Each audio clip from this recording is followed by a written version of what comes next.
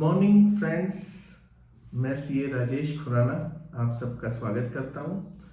मैं आपको बताता हूं कि आजकल जो मेरे पास क्वेरीज आ रही हैं आजकल जो वो आ रही हैं सेक्शन 43B(H) के ऊपर।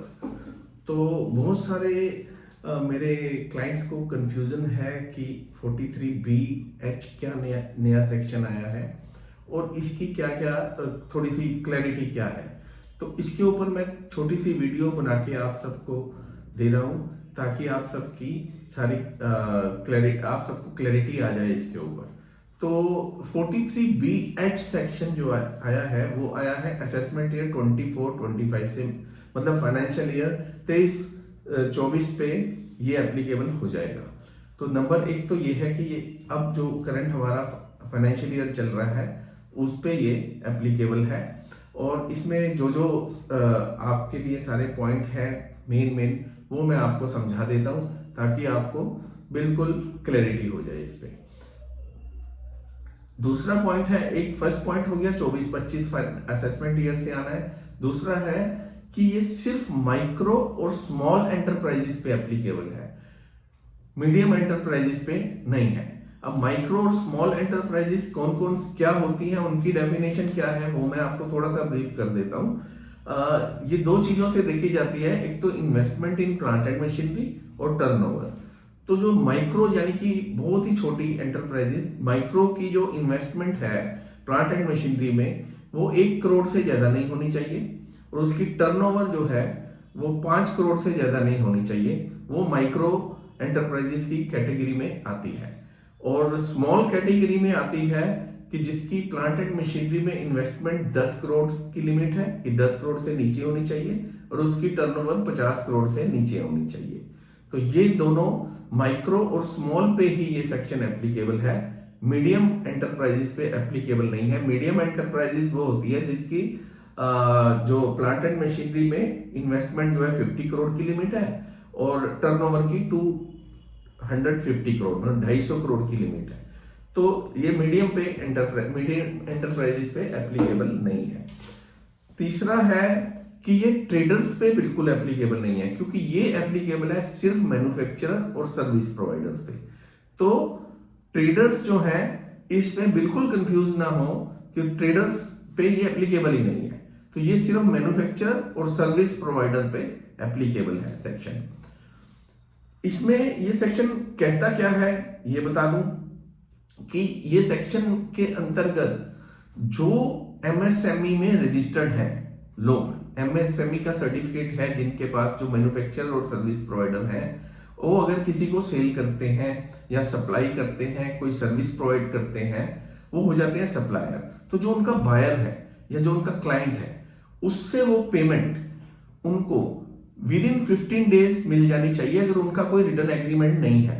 अगर उनका कोई रिटर्न एग्रीमेंट है उनके साथ तो वो भी पेमेंट वो रिटर्न एग्रीमेंट के बेस पे जितना टाइम हो सकता है 60 दिन दिया जाए, लेकिन वो उसकी भी लिमिट है कि अगर चाहे वो रिटर्न एग्रीमेंट भी है तब भी उसको मैक्सिमम 45 डेज में वो पेमेंट मिल जानी चाहिए अपने बायर से, अपने क्लाइंट से।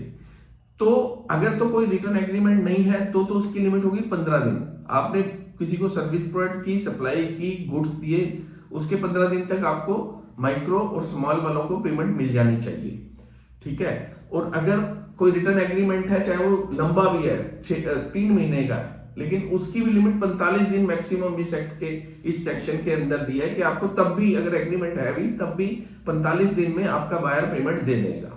अगर वो नहीं करता तो उसके क्या कॉन्सिक्वेंसेस है वो भी बता देता हूं कि अगर वो नहीं करता तो जितनी भी उसने परचेज आपसे लिया है या सर्विस लिया है उसका ये पूरा का पूरा खर्चा या परचेज इनकम टैक्स में डिसअलाउड हो जाएगी। तो इनकम टैक्स में अगर डिसअलाउ हो गई तो उसको उसके ऊपर इनडायरेक्टली टैक्स पड़ गया उतने के ऊपर। तो एक तो ये हो गया। दूसरा हो गया इंटरेस्ट, कि इस पे अगर इस पे इंटरेस्ट जैसे पेमेंट डिले करता है तो उसके ऊपर उसको इंटरेस्ट देना पड़ेगा। अब इंटरेस्ट कितना देना पड़ेगा आरबीआई के हिसाब से, इसका जो बैंक का रेट है आरबीआई का उससे 3 टाइम्स इंटरेस्ट देना पड़ेगा। मान लीजिए आरबीआई रेपो रेट के हिसाब से आज की डेट में 6% है या 7% रेट है इंटरेस्ट का, तो उसको 3 टाइम्स यानी कि 18% अप्रोक्सीमेटली उसका 3 टाइम्स देना पड़ेगा। वो आप कैलकुलेट कर लेना कितना है, तो 18% के आसपास मोटा मोटा पड़ेगा।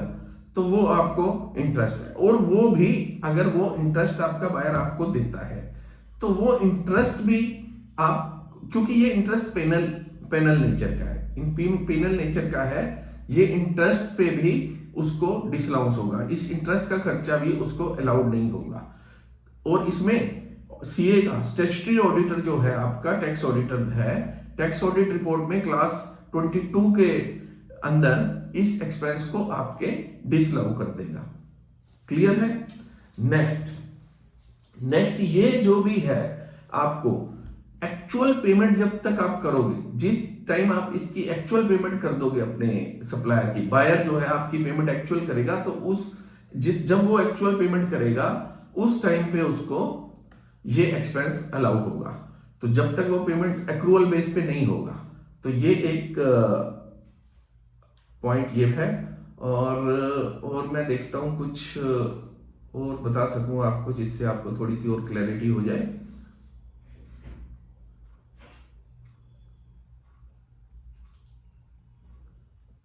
मेरे हिसाब से मैंने सारा कुछ कवर कर दिया है, जो मोटा मोटा थोड़ी सी छोटी सी वीडियो में, क्योंकि ये जो है